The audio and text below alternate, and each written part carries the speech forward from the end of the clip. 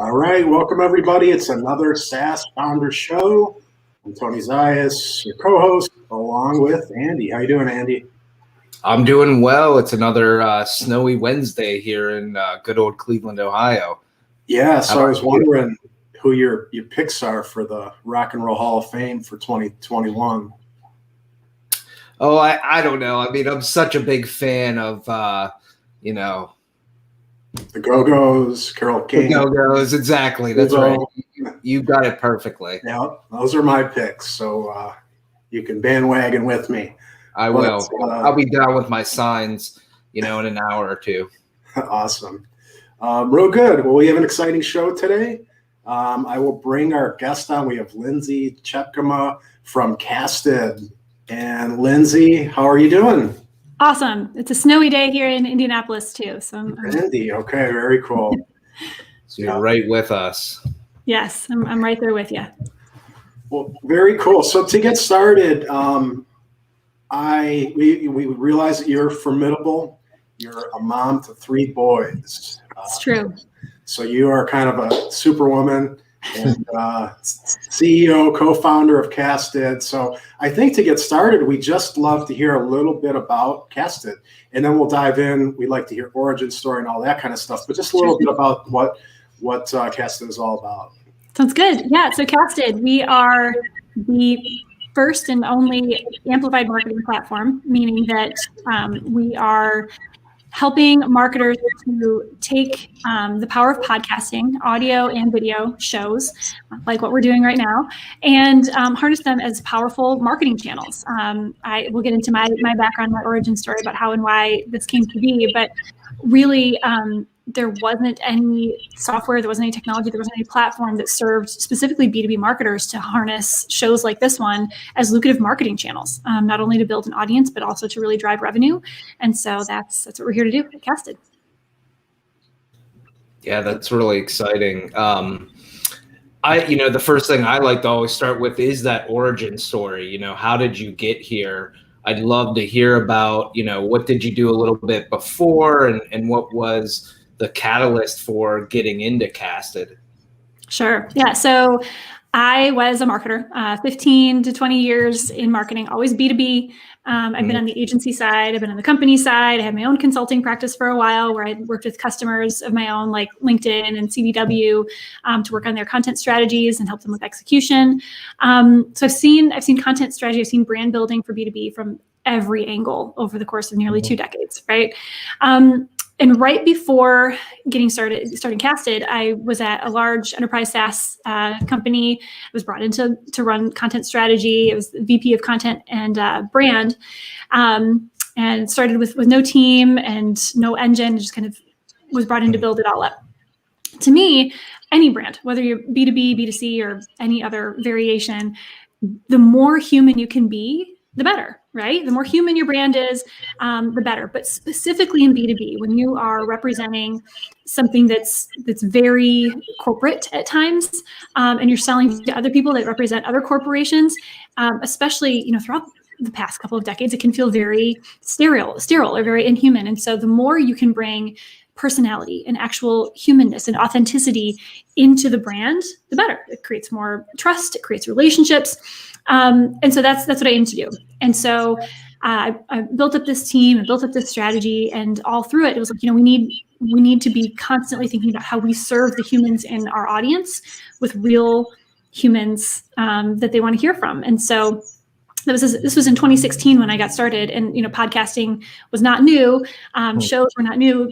Shows like this were not new, but they were really starting to take off. And I said, okay, how can we harness the voices of experts, our customers, our partners, people in the space, our own thought leaders, to harness those voices and get those out to our audience? Yes, in shows, but also through our other content. How can we also flow those voices and those unique perspectives out through, blog content and social media, and enabling our sales team? So we did that, and it was great, and we had a lot of success. But again, like I said before, there was no software to do this. There was no platform to help our team work the way we needed to work, measure what we needed to measure, and prove our impact. And so, long story short, I set out to be the change I wanted to see, since there was so much opportunity in doing taking this approach to content marketing, and Casted was born to help make it possible. So quick question on that. So was that around 2016 when you really started focusing on using podcasting? Yeah, so we, as part of the content strategy, we were harnessing video, launched the podcast. I think it was early 2018, started planning it in 2017. And then started Casted 2019. So no, that's great. What are some of the like hiccups and challenges you face? Because I feel like podcasting was like sitting there for like 10 years and everyone felt like this is going to be amazing. And a lot of the tools to make it happen and make it simple to do, like didn't really exist. So what was your experience with that? Obviously that, you found that to be the case since you built a solution for it. Yeah. So yes, there were definitely challenges past life. I mean, everything is and was, other than Casted, made for, if we all wanted to start a podcast or launch a show in our spare time talking about something that is a big hobby, right? And the whole point is to build an audience and monetize it, to sell ads, right? That's great, but that's not what B2B brands, especially, mid-market enterprise brands, aren't looking to monetize an audience. I mean, Salesforce isn't looking to sell ads. They don't want poopery ads in their podcast to make a buck, right? Like they want to share thought leadership and build engagement with their audiences. And everything that existed was like little one-off tools and point solutions that weren't made for me as a marketing leader or for my team. And so, yeah, that was the challenge that we wanted to overcome. And then in getting started, we saw that this bet that I made that we weren't alone, that podcasting was huge. It's this huge opportunity. Lots and lots of companies were trying it and getting frustrated for the same reasons. Measurement is abysmal. And the way that you work is just really, really tough when it comes to podcasting. So, yeah. I'm always curious that initial stage, like, that first month, are you a technical founder? Did you find co-founders? Did you, raise money or do this while you were, doing your current job? What did those first couple months look like? Sure. I left that job and got started with this one, had an actual break. It was like starting a new job. We're part of a venture studio, so it was kind of a little bit different than bootstrapping in a garage. So we got started there with a little bit of startup capital, and I found the two best co-founders on the planet, Adam Paterino and Zachary Ballinger. My background, as I mentioned, is in marketing, so I was our audience, which gives me a lot of advantage, I think, having lived not for a short amount of time, for my entire career in their shoes, knowing their pain, knowing their motivations, knowing what drives them, even outside of our product, just broadly. So that's my background. Adam has a background, a business school background, but also he handles the product side of the business. So he's got engineering and design and business and knows how it all needs to work together to drive real value and real results. And Zachary heads up the entire revenue side of the business and has a really unique perspective on how not just new business, but also existing business and marketing needs to work together to be the tip of the spear. So the three of us work together and kind of cover all areas of the business and just hit the ground running hard from day one. That's awesome. We talk about every once in a while on this show, but it sounds like you jumped feet first into this. I'm curious about the emotional side of it. What was the feelings of making this transition and, how you felt about the business in the first couple months to the first year? What was the emotion behind some of this? Yeah. I think heading into it, like choosing to leave my job, marketing leader at a large company to go start a company and be a CEO, right? And then the first couple months of it was the juxtaposition between, I can't imagine anyone else doing this. This is me. This is what I've, been working my entire career for, is to be able to dive in headfirst into something that I am uniquely positioned to lead and that I am weirdly passionate about, right? I can't even fathom the thought of anybody else leading this, and wouldn't this just be a dream? To what in the world am I doing? Like, why would I leave everything that I've been working for and this, this leadership position and where this path is taking me to go do this other thing? So it was a roller coaster, I'm so excited and what am I doing? I'm so excited and what am I doing? But I think, I think most of that fear there's that saying that says everything you've ever wanted is on the other side of fear. And so I think once I made the leap and started telling people that I was leaving and started talking about it, it was like, no, this is gonna be amazing. And it's been hard. It's been real hard, but it's been, I can't imagine it any other way. That's awesome. I can hear the passion in your voice. I love when people talk about passion and that idea of there is no one else out there for this idea. I mean, it's if you're a founder and you're an entrepreneur and you're about to go on a journey, I feel like, man, that is a great place to be mentally. And yes, it's going to waver, but that's fantastic. And it has to be. I think I've talked to a couple other founders that were like, kind of same question, like, how did you know? And I'm really freaked out. Like, should I do this? And the thing I always say to them is, what if you made the decision not to do this and someone else started the company? If you can't handle that, if you could not wake up the next morning and be like, oh, somebody else is doing it, that's how you know you have to do it. If you can't imagine somebody else doing it instead. Do you feel like you've been a risk taker your entire life? Or, I always say that, I started this business when I was 22. I'm 41 now, so I've done it for like almost 20 years. And I always see my mindset as like Wile E. Coyote. As long as I keep moving forward and keep my head up, I don't fall, and it's one of those things, almost kind of, the dumbness of continuing to move forward no matter what happens. But also with that is risk. Mm-hmm. I'm curious about your life risk tolerance, and then, was that easily translated into starting a business? What's funny is I don't think I didn't realize how competitive I am or how much of a risk taker I am until just a couple of years ago, until other people around me, like my husband and friends, that were like, I could never do what you're doing. Or like, what do you mean you don't think you're competitive? It's just, you're the most competitive person I know. And it's just, I think when all you know is yourself, it's really easy to overlook some of the things that are just such a natural thing for you. Looking back, from this vantage point, looking at, the twists in the road and the times where I was like, well, that's not going to work. Time to go bet on myself again. That was just, what else was I going to do? I didn't think of it as a risk at the time, but again, talking to friends and others that are like, I totally would have done this and you did that. I got let go from a job that was like, hey, we're not willing to invest further in marketing. And instead of going and finding another job, I started a business. And so, not this one, but in the past life. And so but then when that's all you know. Yeah. Right. And you've done it before. That's cool. Yeah.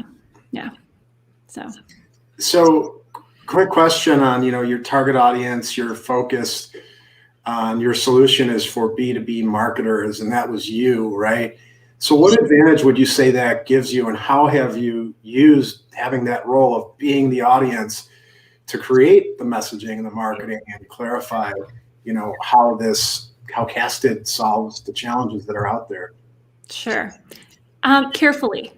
So I have the distinct advantage of having been in my customer's shoes, but I also don't want to make the mistake of assuming that I know what they know, right?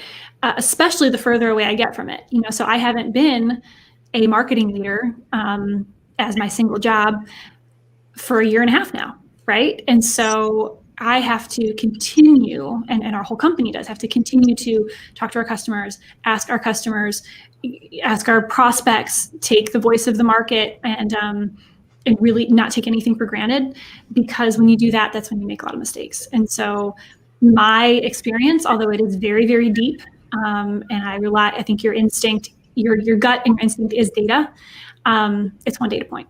And so I do have my gut, and I trust my gut, and that's where the vision comes from, and that's where a lot of the messaging starts. And this category that we're creating, that's where it all originates, because that's my job in this role, is to cast the vision and to lead the team, but also really carefully not assuming that I have the answers of our market, because I'm not our market. I can relate to our market. It's a great perspective. Just going into that a little bit further, so what processes do you guys have in place to capture that customer feedback? Because I think that's great. We talk about that a lot. Mm-hmm. Improvements and listening to the customer and understanding. So how does that work for you guys? Yeah. Early on, like the first few weeks that we were a company and it was just myself and Adam and Zachary, first thing that I did, I spent 80-90% of my time talking to people, right? So just, hey, marketing person, friend that I know, friend of that friend, just expanding the network, just talking to everyone who would talk to us, saying, hey, have you started a podcast? Why not? What does your content strategy look like? Are you doing video? And just asking a ton of questions, right? And those, just taking a lot of notes. And that came back to conversations among the three of us as founders around messaging and around what we were going to build, right? Because I wanted to build this thing, but we needed to start with this thing. And so what are we going to build first? What does that look like? What does the MVP look like? So that was from day one, and that was part of the foundation of who we are as a company. And fast forward, 19 months later, it looks like conversations with existing customers and feedback from prospects. What are we hearing in those just initial calls about what is like, oh my gosh, I can't believe you're doing this, all the way to, yeah, I don't know, I don't really need that part. Like, that's really important feedback. And just continuing to share that as a team, sharing that with product, sharing support tickets with sales, and just making sure that we're prioritizing the right things. That's great.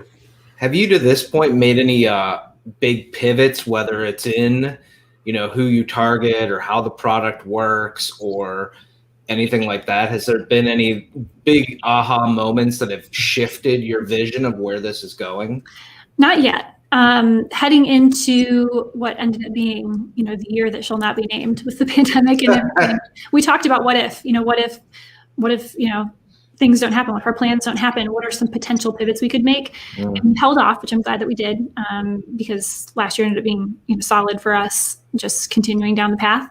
But we had a few kind of like, well, we can kind of go this way, or we can open it up this way. But really, largely, I think that we've just, thanks to Adam and the way that he and his product team build things, it's small doses. It's like, okay, let's time box this. Let's invest this amount of time in this feature, roll it out, and not overdo it in case it doesn't land the way we think it will. And so we're kind of taking incremental steps with really big vision and big goals and big vision and big milestones along the roadmap, but making sure that we're taking it step by step so that if we do need to adjust, it's taking a step to the side as opposed to a big turn. So far. Yeah. Have you run any similar to the pivots, but have you run into any big mistakes that you've had to, get around or really figure out so far, whether that's raising money or product or any of that stuff? Not huge. I mean, we're making mistakes every day. I mean, that's how you learn, right? But I mean, we're always experimenting with, pricing and packaging, with how we talk about the product, with who we talk to and how we approach things. There have been a couple features that we built and rolled out that we were like, oh my gosh, this is going to change everything. And it was like, and then what it came back to, I mean, I remember one in particular where we rolled out a little feature within the product, and it was audiograms, right? So we launched audiograms, and we were so excited because we thought, for sure, everyone's going to love being able to pull clips and share audiograms. And then it didn't catch fire as fast as we thought it would. But then we looked at ourselves and we were like, well, maybe we're not talking about it the right way. Maybe we're not, talking about it loudly enough. And sure enough, we had made some adjustments on our side, and now it's a huge thing that our customers love and that they see a lot of success with when they're using them. So I think every hiccup along the road, as long as you're looking at it in real time, is an opportunity for minor tweaks as opposed to, getting to the point where it's a big misstep. Yeah, do you mind expanding on that more? Because I think that's a great point for our audience, as you talked about, time boxing and releasing little pieces, and then, releasing something and potentially changing our messaging around it. Mm-hmm. I think some folks can have the thought process of they release something, it doesn't work, and they move on to the next thing versus evolving it. So can you talk about your approach to this idea of little steps and constant evolution? Yeah, and I'll speak to it broadly as a company because I don't want to speak specifically for Adam and the product team, but like I think as a company, because it's everything from product to marketing messaging to how you're selling to how you're pricing, how you're leading your team, right? And I think it's important to constantly be trying new things, listening, and accepting feedback and making tweaks, right? Because if the other side of that, it's a dance, because the other side of that is you don't want to try something and then be like, well, that didn't work, time to go back to the drawing board. And like, then you're confusing your team and you're confusing the market. I mean, consistency is really important across the board, but so is listening. So it's like, here's this thing. What do you think? And listening and waiting. And then if people say, I like it, but I'd like it better if it was over here. And you say, okay, we'll try it being over here, but it's still this thing. And we're going to talk about it this way. And just continuing to evolve. And like, again, while you're rolling out this thing, you're still working on this other thing. So it's really important to have that consistency, to have that big vision. We talk about our North Star a lot, and just kind of what is the thing that we're always working toward. And I think that's really important too, because if you don't have that, if you don't know like clearly who you're serving and clearly how you're serving them and the big vision for the product, there's not a whole lot of room for wavering in those things. But beneath that, kind of how you get there and how you serve that audience, that has room for feedback and improvement and tweaks over time. That's awesome. Yeah, I would like to hear a little bit more about the dynamic between you and your co-founders, and like as it pertains to the big vision. How did you guys all arrive on where that is?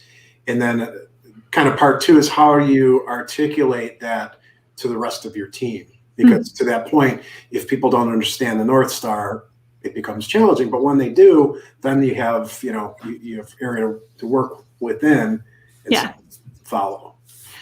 For sure. And you'd have to talk to the team to see how we're dealing with it, because it's tough. It's really tough. I mean, going back to the first part of your question, how do we arrive at that vision? So to me, I came at this with my experience, saying, this is what I just did at this company. This is why I'm, in my past role, this is why I'm starting this company. This is what I think the big opportunity is. They came to me as potential co-founders and were like, hey, we want to be in this with you. We all have this sort of background in enterprise SaaS. So we know the space, we know the product, we know the sales cycle, we know what it needs to be. We've all worked in kind of MarTech, so we have that as well. And I said, hey, here's the opportunity. Let's do this. And I want it to be this big, the opportunity is in content marketing that starts with conversations and spins those out and amplifies them across other channels. And that measures it in a way that truly is meaningful, not only to the marketing team, but to the entire B2B business. How is it impacting revenue, right? Our North Star, who we're serving, is marketing teams, B2B marketing teams, specifically mid-market enterprise. And our big North Star for them, like, what are we doing for that human, is helping them prove the value that they have, the impact that they're making on the business. Not just, hey, this is really good marketing, but like, hey, we're driving revenue. And so the more we can do that, the closer we can get to that, the better, right? So big vision around like, there's an opportunity in content marketing that starts with rich media, like shows like this, and brings it out across other channels, who we're serving, B2B marketing, and how, what we're doing for them, helping them prove impact on revenue. And I took this to, we talked about this as a co-founding team, and I wanted to do these big things. And then Adam, with his, product and business expertise, was like, what do we start with? We got to start here, right? And just boiled it down. And that's how we got to, early days, and we took potential customer feedback, all those conversations we had, and that's where the roadmap came in. And then, Zachary said, okay, like, how are we going to start selling this? How are we going to get it to market? And those were early days. It was like kind of a vision that started with my expertise, but not stopping there, taking their expertise about how to build it, what to start with, and how to sell it. And then your point, how do you communicate it to the team? That's hard. And it's harder than I think most founders would probably imagine, because it's in here. Like, I am living it and breathing it every minute of every day. Like, it's so clear to me what we're doing, why we're doing it, how we're doing it, what the opportunity is, who we're going to be. But then I have to remember, with 20 people on our team, especially being remote, how can I and my co-founders and other leaders on our team continue to reinforce that message of, we're not this, we're this, and this is the vision, and this is how we're going to get there. So I think say it again, keep saying it, say it some more. When you think that you sound like a broken record and people are bored of hearing it, that might start to be enough. And I mean, again, you'd have to ask the team how we're doing, and if they feel like they have alignment on the vision, because it's tough. It's tough to get that to ensure that you have that flow of communication. What does the team look like out there? Where are they located? All that kind of stuff. Sure. So we have 20 people. We're all here in Indianapolis. Once upon a time, we used to be in an office. Right now, we're distributed, but just because of pandemic, we'll go back to an office when it makes sense. 20 people. We've got 6 in new business, 3 in marketing, 3 in customer success, and 5 on product. In addition to the 3 of us as founders. What's your role now? And then can you talk about how your role has changed since the start and potentially where you see it going as a founder? Yeah, it's funny because on one hand, it changes every month. Right. But on the other hand, it's remained pretty unchanged, right? So for me, one of the reasons that I made this leap was because I saw it as an opportunity to tap into some of the things that are my strengths, which is, casting that vision and building a strong brand and doing a lot of this and talking about it and sharing my passion, right? So that's a big part of what I do, is being out there and spreading the word and literally being one of the voices of the company and making sure that our message is being heard loud and clear. And leading the team and making sure that it's loud and clear internally, like we were just talking about, as well as externally. And just, giving us a bigger and bigger and bigger microphone out in the space, right? And that's kind of been the vision for this role and kind of what this role is from day one, in addition to running the business and looking at the financials and communicating, because it's not just about my audience is no longer just potential customers. It's, media, it's my board, it's my investors, it's potential investors, it's the market as a whole. And so being really cognizant of that and all the kind of different subsets of the audience that I have. And I don't know that that's changed. I think it's just grown, right? I mean, day one, we didn't really have a board. We kind of had advisors and partners that got started with us. And now, that's grown. The list of investors has grown. The market has gotten bigger. My internal team obviously has gotten larger. So I spend a lot of time doing that, looking at kind of where we are now, where we're going, and making sure that everyone who needs to know it knows it.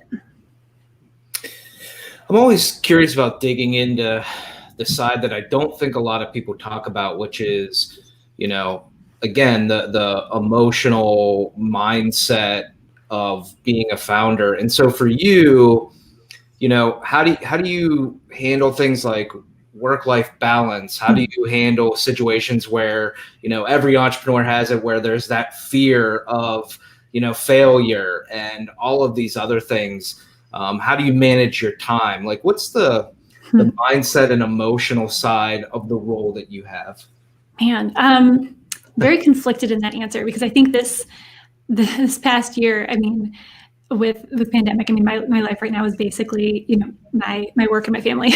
there isn't anything else right now. I'm not going anywhere. I'm not seeing a whole lot of people. But I think outside of that, and outside of this crazy spot we're in right now,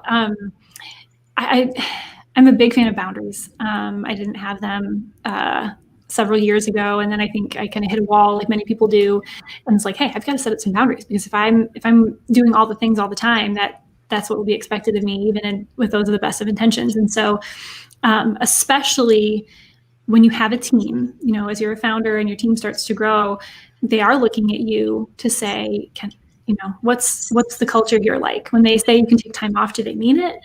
When they say, I want you to take care of yourself, do they mean it? When they say, go take a break and go eat some lunch, or like take a rest in the middle of the day if you need it, do they mean it?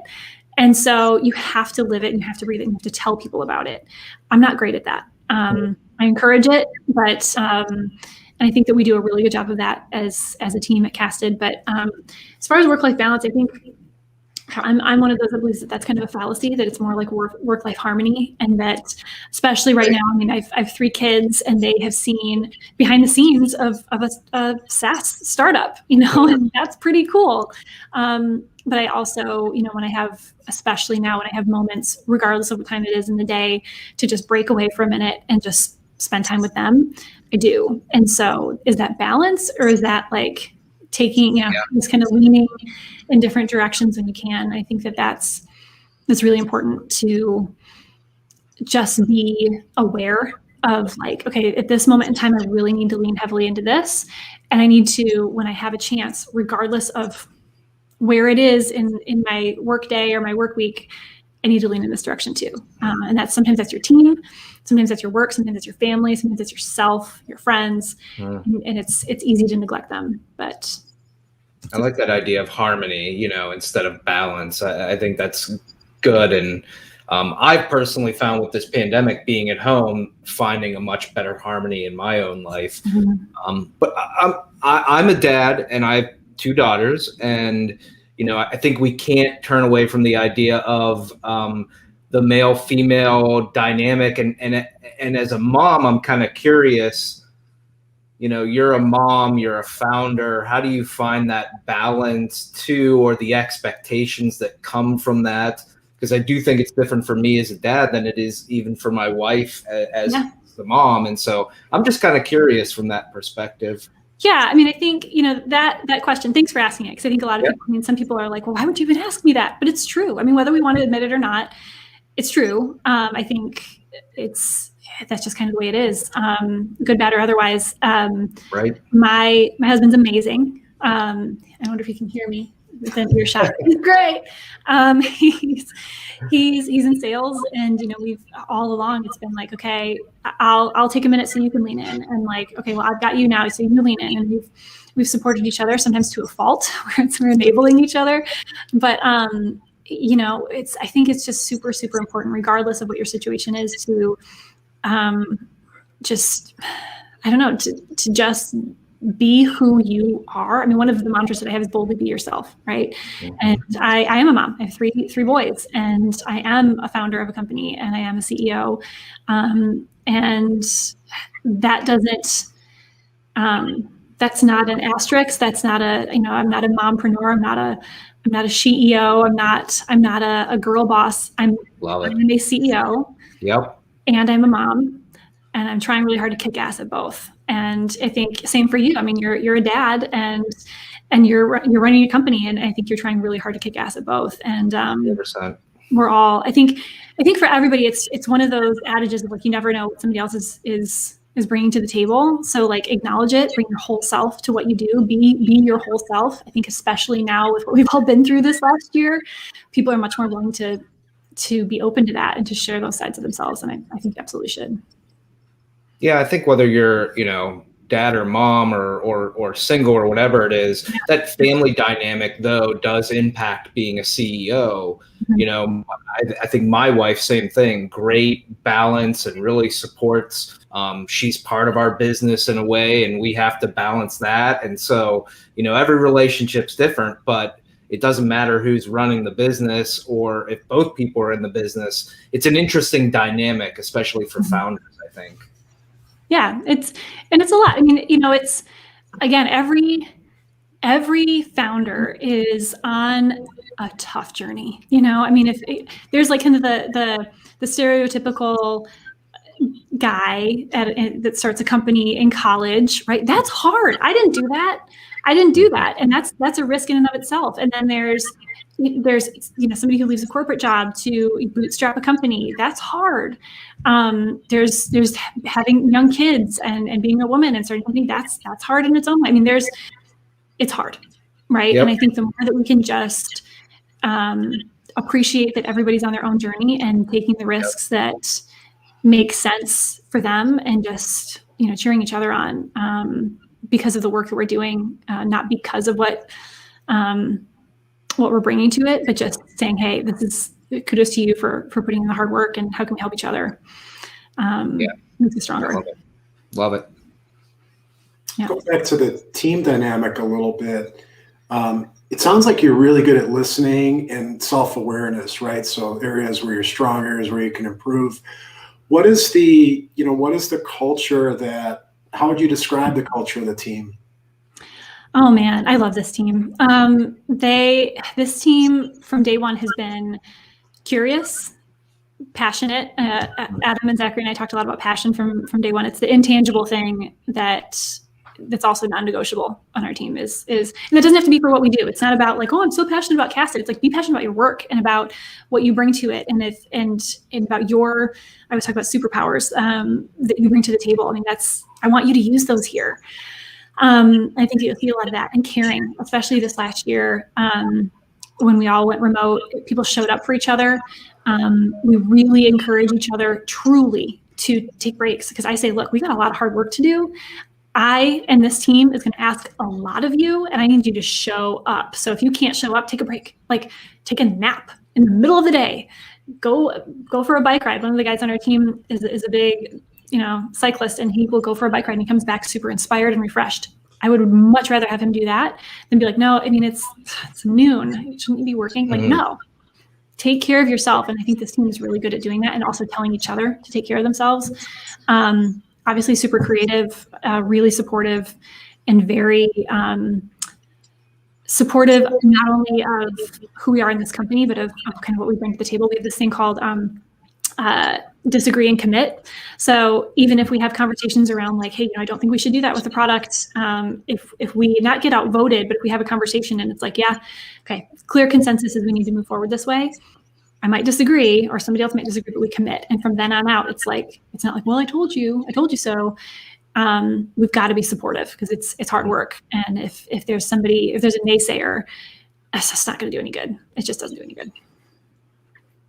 Yeah, we talk about the disagree and commit here as well. Yeah. And I really love that concept is, what you don't want is people working against something that they don't like. And instead it's, okay, take your emotions out of it. Now let's all get on board and move this forward. And not doing it until you can disagree and commit. Because if you're not ready to disagree and commit, like, we've got more talking to do, because we got to do that now as opposed to like next week. Yeah. Yep. So what's your superpower? Oh man, see, you're not supposed to have to talk about your own superpowers. I'm better at talking about other people's superpowers. I think as hard as it's been, or as challenging, I don't like hard, as challenging as it's been to make this leap into being, CEO and co-founder, I think I'm doing what I should be doing. Talking about what I'm most passionate about. Like this, I think this is it, is being out there and sharing the vision and talking about the incredible people on our team and how we're going to change the world. I think that's it. That's great. I'm kind of curious, going back, I'm always interested, especially in the B2B businesses, but across the board. How did you find your first customer and your first several customers? What did that look like? Yeah, so we had our first customers before we had a product for them to log into.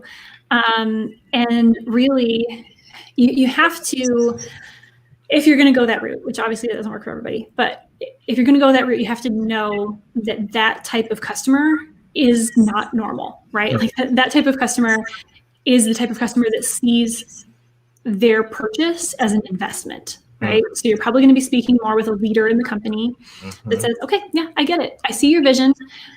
I believe in you. It's just like an investor. I believe in you. I believe in your story. I think that you're the ones who can do this. And you know what? If you can pull it off, you are solving a problem that we have. And what I get out of it is a deal, because I'm not going to pay you a lot, but I'm going to pay you. And I have influence on roadmap, right? And so choose those customers wisely, because one, they are like investors. They are going to want not to tell you what to build, but influence. And so, we could have brought on a customer way over here that was like, oh yeah, I want you to build X, Y, and Z, but that would have not been good, because that would have either changed the course of the company or attempted to. So yeah, see them as investors and kind of, choose your path accordingly. And in doing so, we leveraged network and just kind of reached out and pitched. And so this is when we're going to deliver it. This is why we think that you would be a great customer. This is when we can deliver it to you. This is what we're asking from you as far as feedback. would you pay this? And it's just like, yeah, I think it would, or maybe, or but I'll pay this. And then from there, just, once we had something for them to log into, once we had advances, then, pricing went up and conversations went up, and we just kept talking to people, and paid off. And how has that evolved over time now?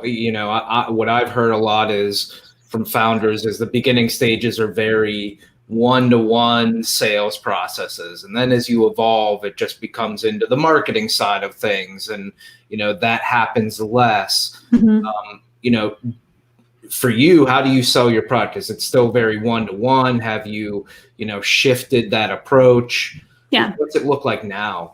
So, as I'm sure you can imagine, because my background, and actually my co-founders too, being in MarTech and enterprise SaaS, developing a strong brand from day one, especially because of what we're selling and who we're selling it to, is really important. Mm-hmm. So, I know that we invested in that earlier, developed or put more of our resources toward that from day one, wanted to be our own best use case. So we launched a podcast. We started using that podcast to fuel all of our other channels, to talk to incredible people that our audience would want to hear from, to get original content that they hadn't heard before, and to really amplify our message through the voices and partnerships of others, right? And that was great from day one. It started some great conversations. Some of those early interviews that we did and conversations we had turned into customers, mm-hmm. or introductions to customers.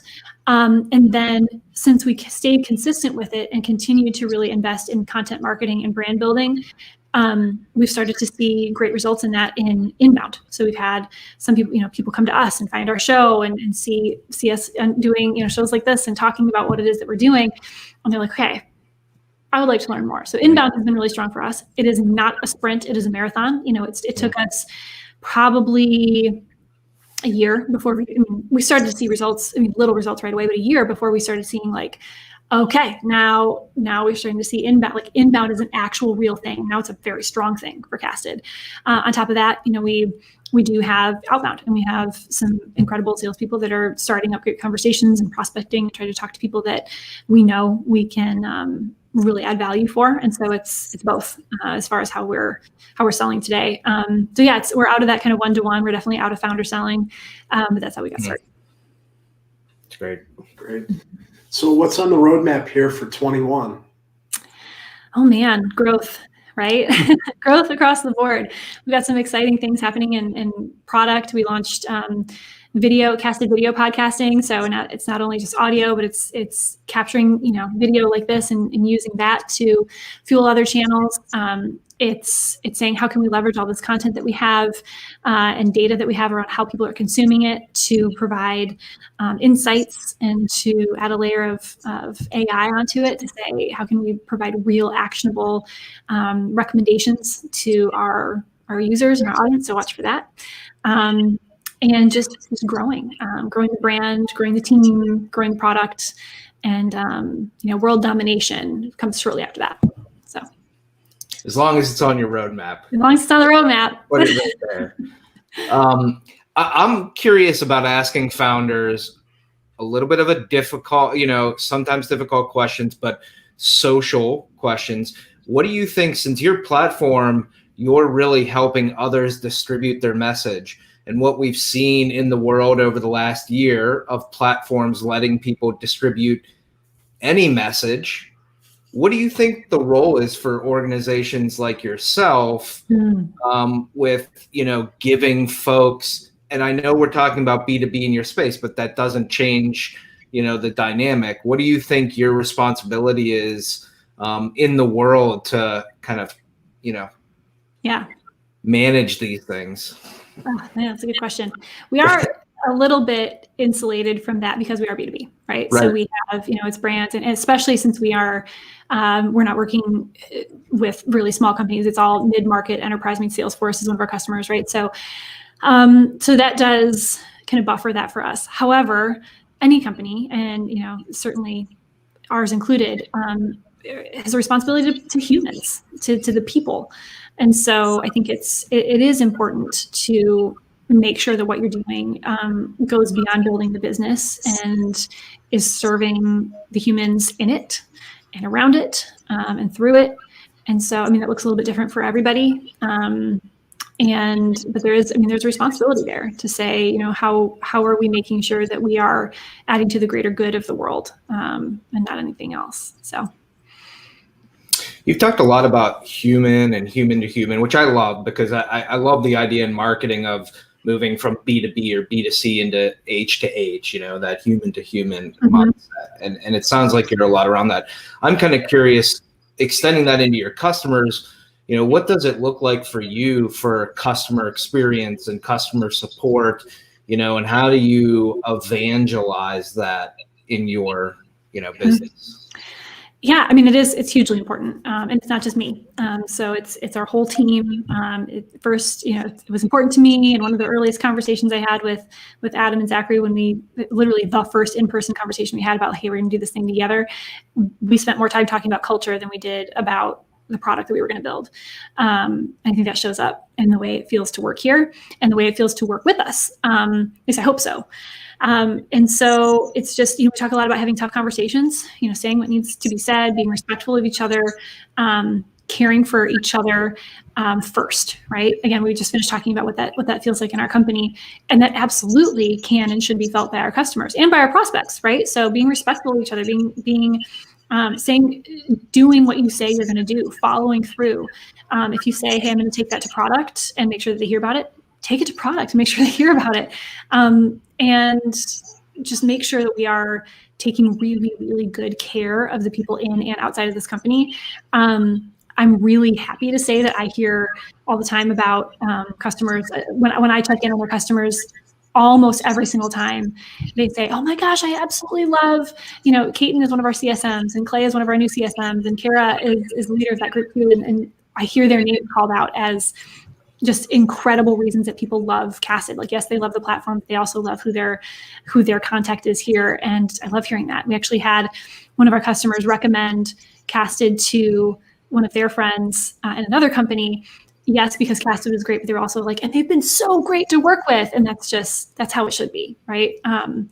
It's easy to overlook that factor or to just assume that it's going to be that way. So you have to be really intentional about, that being a priority. How do you take customer feedback on the product and incorporate that in the roadmap? I'm always interested in that too, just because, your customers can have different ideas or maybe, things that move away from the vision. Yep. How do you take that feedback and then how do you evaluate it appropriately internally for you guys? Yeah, I mean, broadly speaking, it's a matter of a couple of things. I mean, taking the feedback and listening, right? If it is kind of off to the side, asking more questions about, well, tell me more, right? Because maybe you think you're asking for one thing, or maybe you think you need this thing, but you really need this, or you think you need this thing because you're having a problem with this other thing, and maybe we can help solve that problem without giving you this thing you think you need. I think those conversations are obviously really important, and our team's really good at that. But then if it is something that we're hearing, and it's like, yeah, you know what, that is a bug, or that is, something that we need to work on, just being clear about, if you don't know, say it. Like, I don't know if that's on the roadmap. I don't know if that's something that we're working on, but I'm going to go find out. And then again, doing what you say you're going to do and bring it back. Because, not everything should be built. Most things can be built, but not everything should be. But our customers' feelings and the issues that they're having, the ideas that they have matter. And so again, listening and having conversations and then actually talking it through is super important. We all want to feel, putting yourself in your customer's shoes, and we want to feel like what you're saying matters, right? Yeah, I agree. Going back to that, talking about, human to human, is it something that you guys have tried to do, like humanizing your brand? Because I think, we actually had an internal discussion about this, I think earlier this week, the idea of, a lot of SaaS companies, you visit their site, in other businesses, you see, a team, you see a lot more of the actual people involved, and a lot of SaaS businesses that are out there, you don't see that as much. It feels more software, the humans are removed to some extent. Yeah. What's your feelings on that, and how do you guys do it? Yeah, it just kind of always has been a thing. especially being a company that's so deeply rooted in thought leadership and conversations and brand, right? Mhm. So it's really important that our customers and our prospects can see and feel themselves in our brand, right? So it's not about me. It's not about our voice. It's not about our podcat mascot, which is a really fun way to kind of humanize, although it's not a human, but to bring personality to a brand. First, you have to feel, it has to feel approachable, right? And it has to feel like I can understand, I can comprehend, I can wrap my mind around this company. And then, quick next step is, can I see myself as a part of this brand? Because our customers are absolutely a part of this brand. I mean, we should be helping them be the heroes. We should be the guide that helps them to be the heroes in their work. And it's a lot easier to picture yourself in that scenario if you're one of our customers, if there's kind of a human element and a personality to that trusted advisor, that guide. Like, I can trust Casted, I can trust what they tell me to do, I can go to them for thoughts, I can go to them for advice. They're going to help me be successful.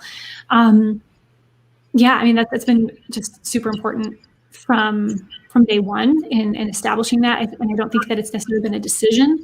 It's just been like, okay, we have, constantly, it's about our customer, it's about what we're doing for them, and we have to be their guide, we have to be their advisor. Is there any one tactic over your tenure that you think has really helped propel the business forward?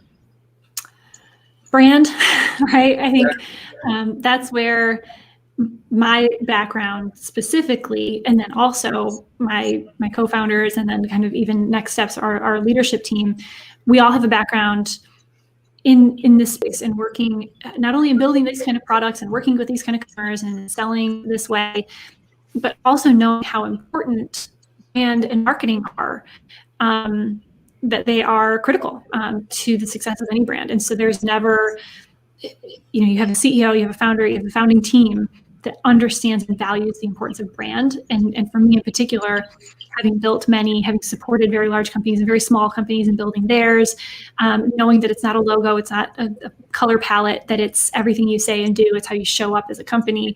That's been in our blood since it was just me, right? That was one of the things I was really excited about doing and stepping into this role. And I think that that's really served us well, because that's not something that we woke up on our first anniversary and said, oh my gosh, we need to work on our brand. Like, it's been foundational all along. That's really good.